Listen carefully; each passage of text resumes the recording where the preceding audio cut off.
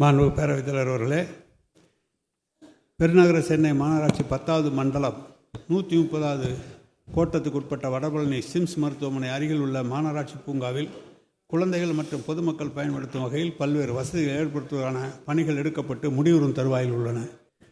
மாண்புமிகு பேரவைத் தலைவர் அவர்களே, பெருநகர சென்னை மாநகராட்சி 10வது மண்டலம் 130வது கோட்டத்துக்கு உட்பட்ட வடபழனி மருத்துவமனை அருகில் உள்ள 2010 சதுர மீட்டர் பரப்பளவு கொண்ட மாநகராட்சி பூங்காவினை மேம்படுத்துவதற்காக தியாகராயனர் சட்டமன்ற உறுப்பினர் தொகுதி மேம்பாட்டு நிலையிலிருந்து 75 லட்சம் மதிப்பீடு தயாரிக்கப்பட்டு அதன் அடிப்படையில் குழந்தைகள் மற்றும் பொதுமக்கள் பயன்படுத்தும் வகையில் கபடி, கிரிக்கெட், கைப்பந்து, பூப்பந்து போன்ற விளையாட்டுகள் விளையாடுவதற்கும், யோகா உடற்பயிற்சி செய்வதற்கும், சிறுவர் விளையாட்டு கருவிகள், பூச்செடிகள், நடைபாதை மற்றும் 2 கழிவறைகள் ஆகிய வசதிகள் ஏற்படுத்துவதற்கான பணிகள் மேற்கொள்ளப்பட்டு அவை அனைத்தும் முடியும் தருவாயில் உள்ளன. மேற்படி பணிகள் 30/4/2025 முடிக்க வாய்ப்புள்ளது.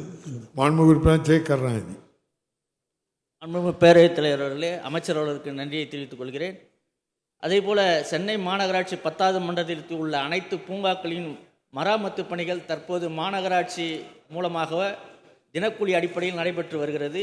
இந்த பூங்காக்களின் மராமத்து பணியை மேற்கொள்ள தனியார் வசம் ஒப்படைக்கப்படுமா என்றும், அதேபோல் வார்டு 130, 132, 35, 141 ஆகிய பகுதியில் உள்ள மழைநீர் வடிகால்வாய்கள் சுமார் 25-30 ஆண்டுகளுக்கு முன்பாக 2 அடி கால்வாயாக கட்டப்பட்டுள்ளது. இப்போது அந்த மழைநீர் வடிகால்வாய்கள் பழுதடைந்த நிலையிலும் சேதமடைந்தும் உள்ளது. ஆகவே அதை மாற்றி புதிதாக 3 அடி அல்லது 4 அடி அகலமான மழைநீர் வடிகால்வாயை கட்டித்தரப்படுமா என மாண்புமிகு அமைச்சர் அவர்களுக்கு பேரவைத் தலைவராக கேட்டுக்கொள்கிறேன். மாண்புமிகு அமைச்சர். மாண்புமிகு பேரவைத் தலைவர் அவர்களே, சென்னை மாநகராட்சியில் 2021 ஆண்டிற்கு முன்பு 704 பூங்காக்களும் 610 விளையாட்டு அரங்குகளும் பொதுமக்களின் பயன்பாட்டில் இருந்து வந்தன. கடந்த 4 ஆண்டுகளில் 204 பூங்காக்களும் ரூபாய் 81 கோடி மதிப்பீட்டில் புதிதாக அமைக்கப்பட்டுள்ளன.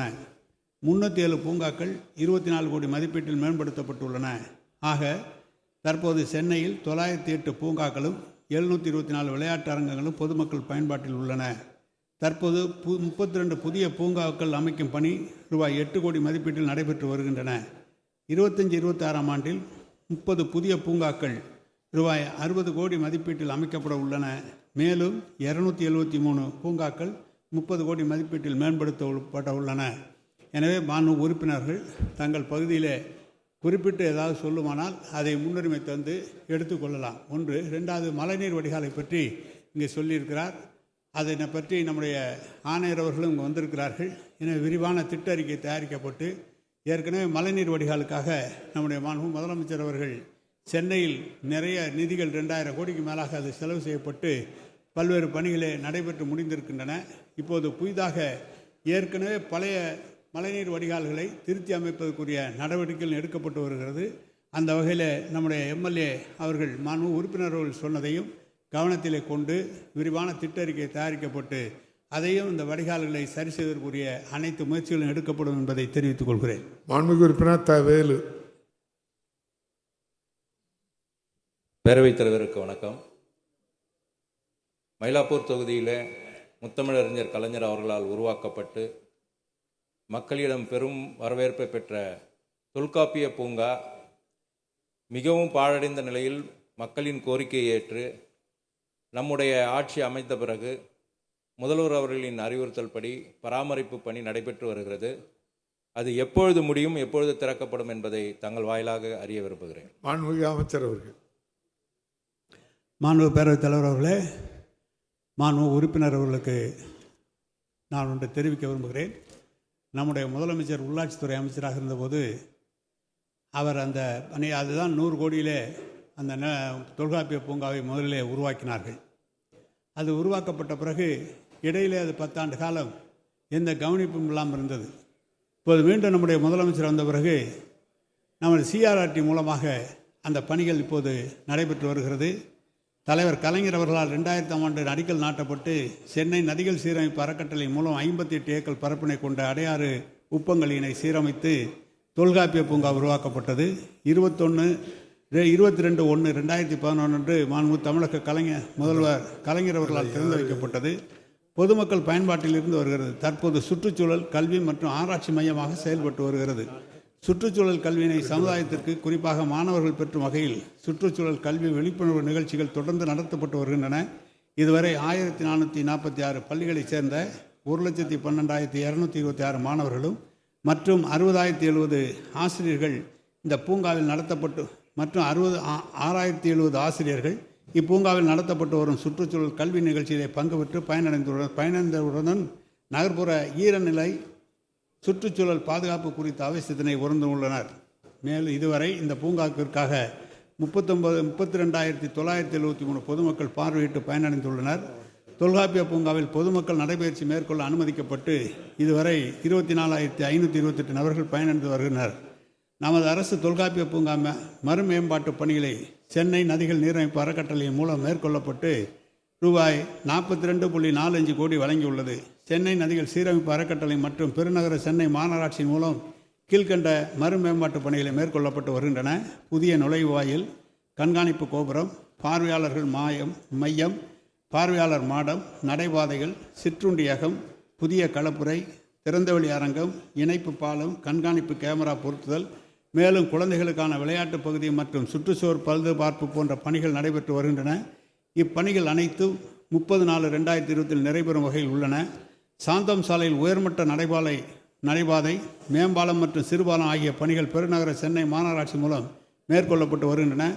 இவை கடல்சார் ஒழுங்குமுறை ஆணையத்திடமிருந்து அனுமதி பெறப்பட்டு பணிகள் 31/5/2020 நிறைவேறும் என்ற நிலையிலே உள்ளன. மாண்பு முதலமைச்சர் அவர்களே கடந்த மாதம் தொல்காப்பிய பூங்காவை பற்றி துறையினுடைய செயலாளர் என்னிடமெல்லாம் விசாரித்தார். அது எந்த வகையில் இருக்கிறது என்று. முழுமையாக அந்த பணிகள்லாம் முடிக்கப்பட்டிருக்கிறது. விரைவில் முதலமைச்சரும் அந்த பார்வையிட இருக்கிறார்கள்.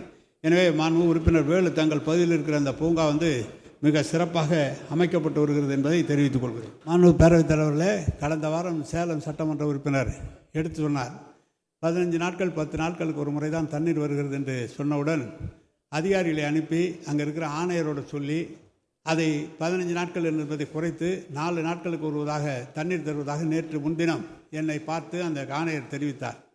சேலத்திலே தண்ணீர் பற்றாக்குறை என்பது அது எல்லாம் தண்ணீர் பற்றாக்குறை எல்லாம் இல்லை, ஏதோ இணைப்பிலே ஏதாவது கோளாறு ஏற்பட்டிருக்கிறோமோ தவிர ஏற்கனவே நம்முடைய ஆட்சி வந்த பிறகு புதிய குடிநீர் திட்டம் ஊரகப் பகுதிகள் முழுவதுக்குமாக உருவாக்கப்பட்டிருக்கிறது. நகரப்பகுதிகளுக்கும் தேவையான அளவுக்கு குடிநீர் வந்து கொண்டு இருக்கிறது. குழாய்கள் பழுதுபட்டிருந்தாலோ அல்லது எங்கே இப்போ சாலைகள் விரிவாக்கப்படுகிற போது சில குழாய்கள்லாம் உடைந்து விடுகிறது, அது பழுதுபார்க்கின்ற பணி நடைபெற்று கொண்டு இருக்கிறது. மாண்பு உறுப்பினர்கள் சொன்னதை அதிகாரிகளிடம் கலந்து பேசி விரைவாக அந்த அனைத்து மேல்நிலை நீர்த்தேக்க தொட்டிகளுக்கும் அந்த தண்ணீர் ஏற்ற வாய்ப்பு இருக்குமானால் அதை செய்து கொடுக்கலாம். விரைவாக அந்த பணி நடைபெறும். மாண்பு உறுப்பினர் பிச்சாண்டி. மாண்பு பேரவைத் தலைவர்களே, என்னுடைய கீழ்பண்ணாத்தூர் தொகுதியிலே ரியல் எஸ்டேட்டுக்காரர்கள் பூங்காவுக்கென்று இடம் விட்டிருக்கிறார்களே தவிர அதிலே பூங்காக்கள் அமைக்கப்படாமலே இருக்கிறது. ஆகவே அந்த ரியல் எஸ்டேட் போடுகிறவர்களே அந்த பூங்காவை அமைப்பதற்கு அரசு உத்தரவு வழங்குமா? அதே போல் இந்த பூங்காக்களுக்கு இந்த வெயில் காலத்திலே தண்ணீர் கிடைக்காமல் கஷ்டப்படக்கூடிய நிலை இருக்கிறது. ஆகவே எல்லா வங்கிகளில் இருக்கிற சிஎஸ்ஆர் ஃபண்டுகள் மூலம் டேங்குகளை போட்டு தண்ணீரை எல்லா பூங்காக்களும் கொடுத்தால்தான் அந்த பூங்காக்கள் பராமரிக்கப்படலாம். இல்லாவிட்டால் பூங்காக்கள் வெயில் காலத்தில் காய்ந்து விடக்கூடிய ஒரு சூழ்நிலை இருக்கிறது. ஆகவே பூங்காக்களை அமைப்பதிலே இந்த அரசு இந்த ரியல் எஸ்டேட் போடக்கூடியவர்கள் கண்டிப்பாக பூங்காக்களை அமைத்து தர வேண்டும் என்ற உத்தரவை வழங்குவாரா என அறிய விரும்புகிறேன். மாண்புமிகு அமைச்சர். மாண்பு பேரவைத் தலைவர் அவர்களே, நம்முடைய மாண்பு உறுப்பினர் கருணாநிதி அவர்கள் சொன்னபோது கூட இந்த பூங்காக்களை எல்லாம் தனியாரிடம் ஒப்படைக்கப்பட்டு பராமரிக்கப்படுமா என்றெல்லாம் கேட்டிருக்கிறார்கள். சிறந்த நிறுவனங்கள் ஏற்றுக்கொண்டால் அதை நிச்சயமாக மாநகராட்சி அதற்கு அனுமதியை தரும். அதுபோல் கீழ்பெண்ணாத்தூர் தொகுதியை பற்றி நம்முடைய துணை சபாநாயகர் அவர்கள் சொன்னார்கள். ஏற்கனவே எங்கள் குடிநீர் பற்றாக்குறை இருந்துதான் ஏரிகளிலே கிணறு வெட்டி அந்த கிணறு மூலமாக தண்ணீர் கொடுக்க வேண்டும் என்று நீண்டகால முயற்சி இருந்திருக்கிறது. பொதுப்பணித்துறையினுடைய அனுமதிக்காக அது காக்கப்பட்டிருக்கிறது. அதுவும் நம்முடைய உறுப்பினரிடம் சொல்லி நேரடியாக நீர்வளத்துறை அமைச்சரை பார்த்து அந்த அனுமதியை பெறுங்கள் என்று சொல்லியிருக்கிறோம். குறிப்பாக பிளாட்டு போடும்போது ஓஎஸ்ஆர் லேண்டு கொடுக்குற இடத்துல பூங்காக்கள் அனுப்புவதெல்லாம் பேரூராட்சி அல்லது நகராட்சி தான் செய்ய முடியும். அதையும் அந்த ரியல் எஸ்டேட்காரர்களே அதை கொடுக்க முடியும் என்று சொன்னால் அவர்களும் அதை சேர்த்து எடுத்துக்கொண்டு விட்டால் சரியாக இருக்காது. எனவே மாண்பு உறுப்பினர்களை கவனத்தில் கொண்டு பேரூராட்சி மூலமாக அதை செய்வதற்குரிய நடவடிக்கைகள் எடுக்கப்படும் என்பதை தெரிவித்துக் கொள்கிறேன். மேலும் நம்முடைய சட்டமன்ற உறுப்பினர் வேலு அவர்கள் சொன்னபோது தொல்காப்பிய பூங்காவை பற்றி கேட்டார். அதனுடைய முழு விளக்கத்தையும் சொல்லியிருக்கிறேன். அதே மாதிரி அவருடைய தொகுதியில் இருக்கிற நாகேஸ்வர ராவ் பூங்காவும் முழுமையாக புதுப்பிக்கப்பட்டு அந்த பணி இப்போது நடைபெற இருக்கிறது, நடைபெற்று கொண்டு இருக்கிறது. நாகேஸ்வரர் பூங்கா மிகவும் புகழ்பெற்ற பூங்கா, அதுவும் முழுமையாக வேலை செய்து முடிக்கப்படும் என்பதையும் தெரிவித்துக் கொள்கிறேன். பேரவைத் தலைவர்களே,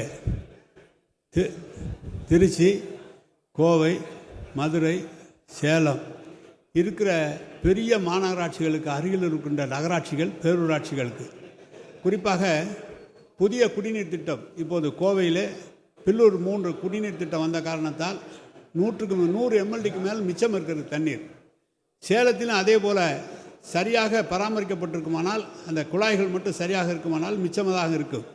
திருச்சியிலும் அப்படி தான் இருக்கிறது. மதுரையிலே இப்போ புதிய திட்டம், பெரியார் டேம்லேருந்து எடுக்கிறோம் புதிய திட்டம், விரைவிலே முடிய இருக்கிறது. டேங்க் 5 டேங்க் தான் கட்டுனா முதலமைச்சர் கொடுக்க போகிறார்.